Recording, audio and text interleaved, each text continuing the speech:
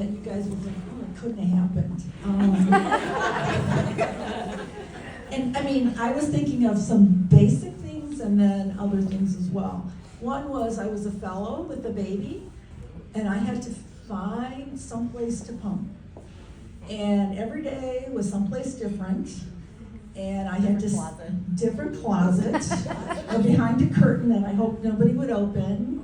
And then I had to find a way to sneak away. It was just terrible. And yet the pediatricians were all, preaching, you need to breastfeed, you need to breastfeed, you need to breastfeed to their moms. But we as physicians, we weren't their real moms, even though we were trying to be. And I will say, even before that, making rounds as a fellow with an attending who loved to talk, and you had to stand during rounds, and it would be 3 or 4 hours, I never dared to try to think about sitting, even though I was out to here. This day and age, everybody would say, hey, let's go sit somewhere. But at that time, if you as a woman said you had to sit, you were thought to be inferior, you weren't interested, et cetera, et cetera, et cetera. And it was really hard and demoralizing, but we got through it. My husband was extremely supportive, and somehow we managed. And there were some really nice nurses along the way who helped me, make the breastfeeding work. Now, you have nice rooms, et cetera, thank goodness. But a long time ago, we didn't have any of that. Some of the other things were inequality in benefits and pay. That was a really big deal 40-some years ago, okay? I didn't realize how big a deal it was until I left one of the institutions I was at, because I was naive enough to think, well, everybody's treated equally. Boy, was I wrong, okay? But as I was leaving, I learned about it and thought, just get out of here, go someplace else. And it was a really, really big, it was an eye-opener for me as to how naive I was, because I thought, especially in medicine, people were fair, people were treating each other equally, et cetera, and it wasn't happening. Again, I think things are so much better now than they were then. A couple other things. One of the hard things for me was not that, it was the fact that I was away from my kids. I was really lucky with childcare. I was one of the few that over 18 years, I only had 2 childcare people at my home.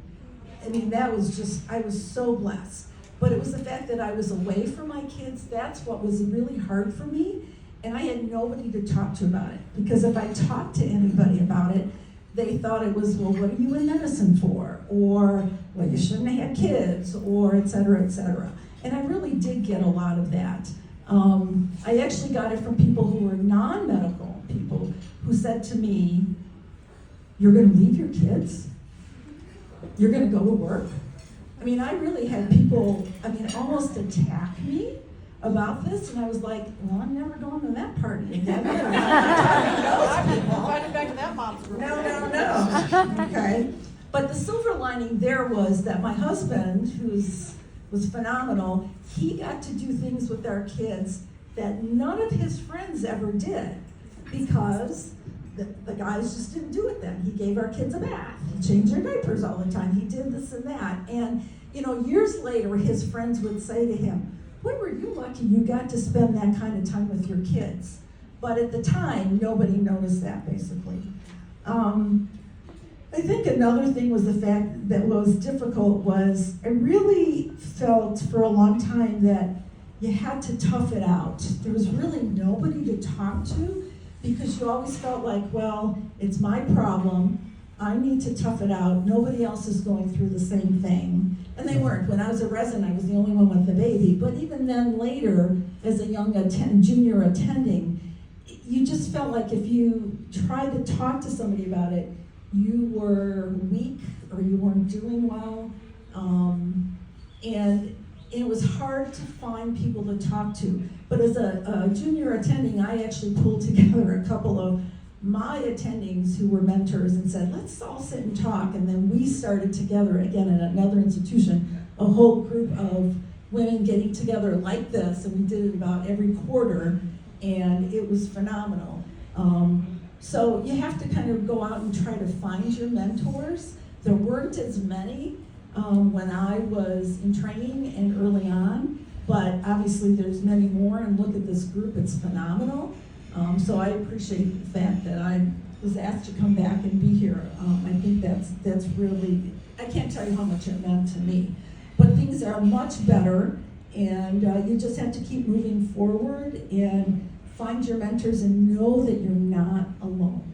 Know that you're not alone.